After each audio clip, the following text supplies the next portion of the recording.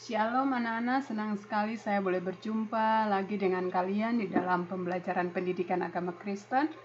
Dan memulai pembelajaran kita di saat ini, mari kita berdoa.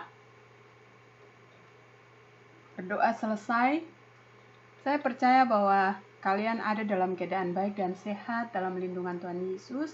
Dan karena itu mari kita belajar dengan penuh sukacita dan dengan bersemangat, bahkan dengan keadaan yang menyenangkan, supaya semua apa yang nanti dijelaskan dapat kalian mengerti.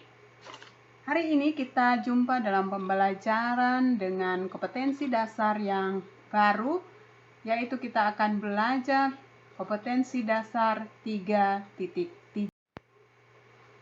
Kompetensi dasar 3.3 yaitu memahami peran Roh Kudus dalam membarui kehidupan orang beriman, dan indikator pencapaian kompetensinya adalah menguraikan peran Roh Kudus dalam terbentuknya gereja mula-mula.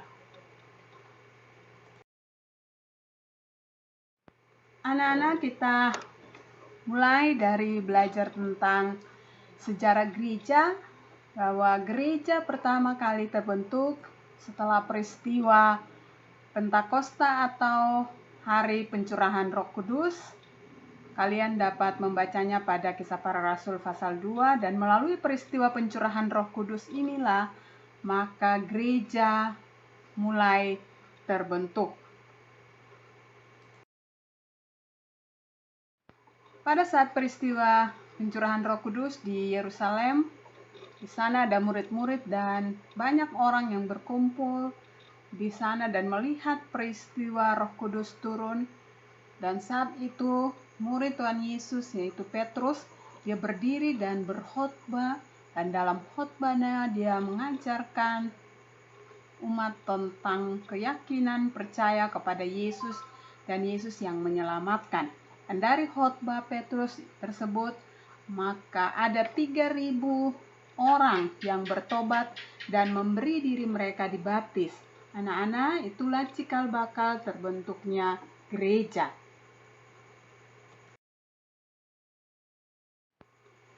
Dalam sejarah pekabaran Injil, kita mengenal seorang tokoh pekabaran Injil yang terkenal, yaitu Paulus. Siapa Paulus? Kalian sudah tentu tahu bahwa Paulus ini dulu adalah orang yang sangat menentang para pengikut Kristus. Dan sejak perjumpaannya dengan Yesus di depan pintu Damsyik, dia mengalami perubahan besar, dan dia memberi dirinya untuk menjadi seorang pemberita Injil yang handal, berkeliling ke berbagai daerah untuk memberitakan Injil, dan dia menulis beberapa kitab di dalam Alkitab Perjanjian Baru.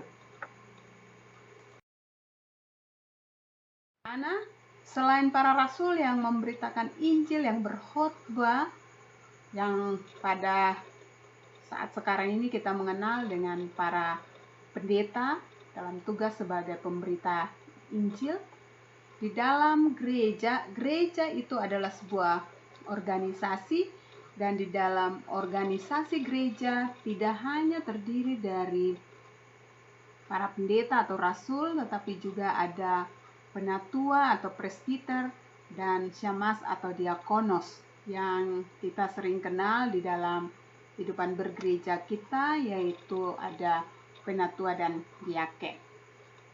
Mereka ini dipilih untuk melakukan tugas pemberitaan Injil.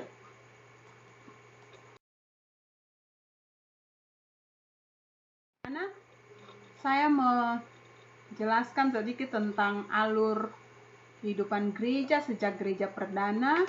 Ada gereja yang di timur, tetapi juga ada gereja barat, dan gereja barat itu ada dua. Dimulai dari gereja Katolik atau mula-mulanya itu gereja Katolik, dan setelah tahun 1517 ada gereja Protestan. Gereja Protestan itu dia berdiri sejak tahun 1517 dengan adanya Reformasi Martin Luther, dan di sini ada beberapa tokoh gereja yang paham serta aliran mereka dipakai menjadi paham atau aliran dari gereja. Seperti ada aliran Lutheran yang dilandasi dari Martin Luther, ada aliran Calvinis yang dilandasi dari pola pikir John Calvin, dan juga ada aliran Mennonite yang dilandasi dari pikir Menno Simons. Jadi selain gereja Protestan, ada juga gereja Baptis, gereja dan juga gereja Advent. Nah, latar belakang gereja pada abad pertengahan dimulai dari, kita melihat dari sisi kebudayaan, bahwa sejak abad 13 sampai dengan 14 terjadi kebangkitan minat terhadap kebudayaan kuno yang disebut dengan Renaissance, dan kembali kebudayaan klasik Yunani, kecenderungan memperhatikan kedudukan manusia, dan ada kritik tajam terhadap penyalahgunaan kekuasaan gereja. Dalam kehidupan rohani anak-anak, kehidupan gereja dilanda dengan krisis besar. Karena apa? Karena banyak pemimpin gereja yang menyelewengkan dan menyalahgunakan kekuasaan. Terjadi praktek yang namanya simoni. Simoni itu apa, anak-anak? Simoni itu adalah penjualan berkat-berkat rohani, sehingga siapapun bisa diselamatkan dengan membeli salah satunya yang disebut dengan indulgensia atau surat pembebasan siksa, atau lebih kita kenal dengan surat penghapusan dosa.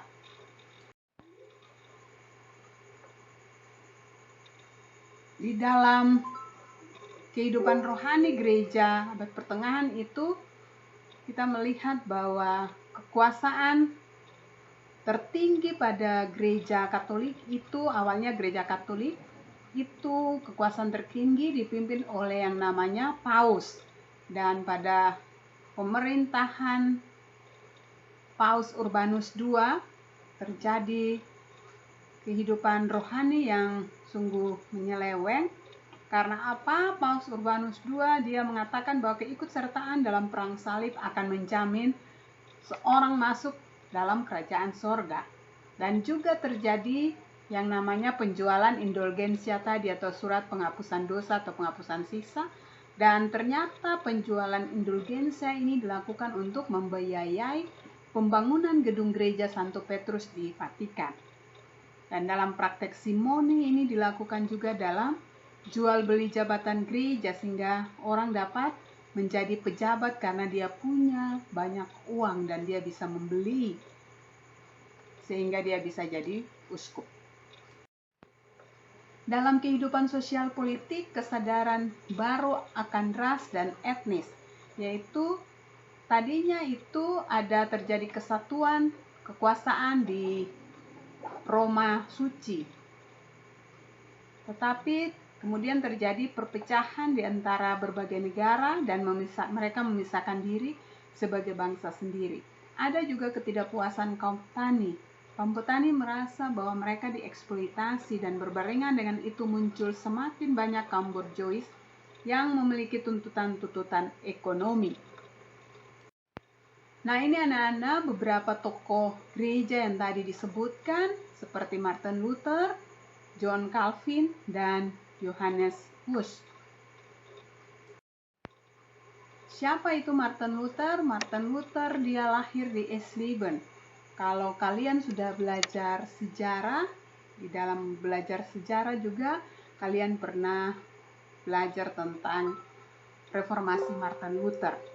Dan dia adalah seorang teolog, dan juga dia bergumul dengan kekuasaan Romawi pada saat itu, terkhusus dalam penjualan surat penghapus siksa atau indulgensia tadi, dan dia sangat menentang hal itu. Dan dalam pergumulannya untuk masalah keselamatan, akhirnya dia mendapatkan pembenaran ketika dia membaca surat Roma pasal 1 ayat 16-17, yaitu Injil adalah kekuatan Allah yang menyelamatkan. Nah, pada tanggal 31 Oktober 1517, Luther menempelkan kritik-kritiknya yang keras yang dikenal dengan 95 dalil di pintu gereja Wittenberg dan dijadikan sebagai hari reformasi atau hari berdirinya gereja Protestan. Ajaran Luther merumuskan teologi salib, bahwa keselamatan itu diperoleh melalui 3 hal, yaitu sola fide iman, sola scriptura kitab suci, dan sola gratia anugerah, keselamatan hanya karena anugerah. Selain itu juga Ecclesia Reformata, Ecclesia Semper Reformanda, yaitu gereja yang diperbarui adalah gereja yang membaharui dirinya senantiasa. Luther akhirnya dikutuk oleh Paus karena dia menentang ajaran Roma Katolik, dan karena itu Luther ditolong oleh Pangeran Frederick dari Jerman, dan ia menjadi seorang pelayan rasul di Jerman. Dan Martin Luther masih menerima konsep teologi transubstansi, yaitu berhubungan dengan perjamuan kudus. Yang kedua, anak-anak, bicara tentang John Calvin. John Calvin, dia seorang teolog dan juga pekabar Injil yang berkeliling di Prancis, Swiss, dan Italia, di negara-negara Eropa. Dan dia menulis sebuah buku yang berjudul Christian Religions Institution. Ajarannya di Jenewa mendirikan pemerintahan yang didasarkan pada ajaran Alkitab, dan ajaran Calvin ini cukup keras sehingga banyak ditentang. Ini dia John Calvin, anak-anak.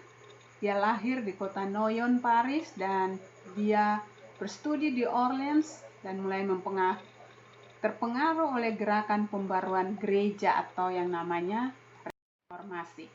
Penekanan ajaran antara Luther dan Calvin kita dapat melihat di sini, yaitu bahwa Luther iman pada pembenaran Allah, sedangkan John Calvin dia berbicara tentang predestinasi atau kekudusan. Keselamatan adalah anugerah Allah dengan beriman pada Kristus. Iman pada Kristus perlu dipertahankan dengan hidup kudus, taat, dan setia pada Kristus. Nah, anak-anak, sekian dan terima kasih. Demikian penjelasan saya di awal kita belajar KD 3.3, dan minggu depan kita akan belajar apa itu sebenarnya Roh Kudus. Dan karena itu nanti sampai jumpa di minggu depan. Mari perjumpaan kita di saat ini dengan doa. Kita berdoa. Amin. Sampai jumpa di minggu depan, anak-anak. Selamat siang, shalom.